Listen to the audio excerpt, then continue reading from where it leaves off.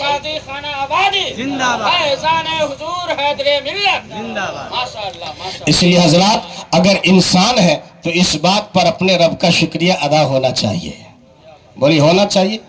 اگر ہونا چاہیے تو اپنے ہاتھوں کو اٹھائیے، یہاں سے لے کر وہاں تک سبھی حضرات اس بات کا بالکل بھی احساس نہ کریں کہ بارش ہو رہی ہے، اس بات کا بالکل بھی خیال نہ کریں کہ ٹھنڈ ہوا چل رہی ہے، ہمیں آرام کی ضرورت ہے۔ قسم خدا کی اگر نبی کے نام پر، اسلام کے نام پر، قرآن کے نام پر اور اللہ کی محبت میں آپ کے دونوں ہاتھ بلند ہو جائیں تو انشاءاللہ یہ ہاتھ بھی کل قیامت کے دن گواہی دیں گے اور آپ کے بارے میں یہ کہیں گے کہ اے مولا اگر مسجد رابعہ کے بغل میں یہ دیوانے بیٹھ کر ہاتھ اٹھائے تھے تو کسی دنیا دار کی محبت میں نہیں بلکہ تیرے محبوب کی محبت میں اٹھائے تھے۔ اپنے ہاتھوں کو اٹھائیے، بولیے اللہ اکبر۔ آواز آپ کی اتنی نہیں آ رہی، ابھی اگر میری تقریر سننی ہے تو آپ کو مزاج بنانا پڑے گا بھائی، ابھی تو میں شروع بھی نہیں ہوا ہوں۔ اگر آپ مزاج بنائے تو میں کچھ آپ سے عرض کروں گا۔ ہاتھوں کو اٹھائیے، بولیے اللہ اکبر، اللہ اکبر، اور محبت سے بولیے یا رسول اللہ۔ اور محرم کا مہینہ چل رہا ہے، ذرا زور سے بولیے یا حسین یا علی یا حسن۔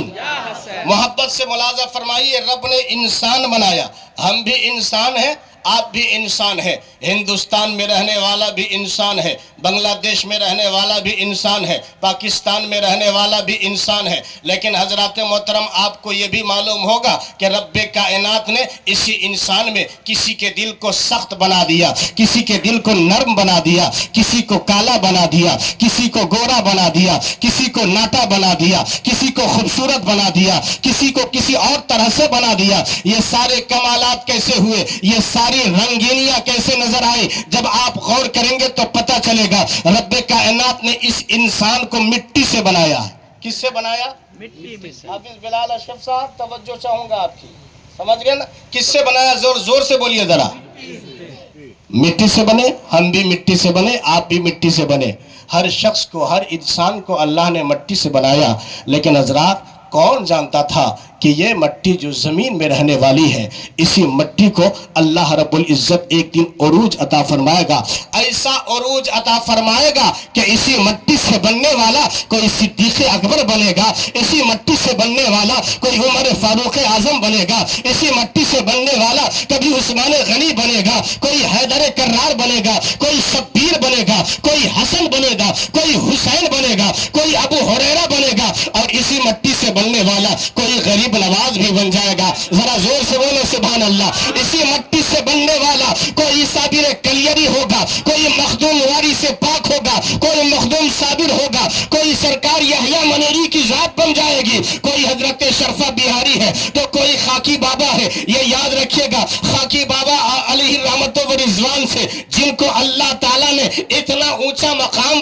دیا ہے کہ نام بھی ہے خاکی اور انسان بھی بنا ہے خاک سے، اور جب اسی خاک کو عروج ملتا ہے، وہی خاکی جب خاک کو، اسی خاک کو رب کائنات عروج بخشتا ہے تو وہی خاکی نعمت علی بن کر کے پورے زمانے والوں کو جب ہر مرانی کی دعا دیتا ہے تو رب کائنات اسی دعا کے صدقے میں اس کی تقدیر بھی بدل دیتا ہے۔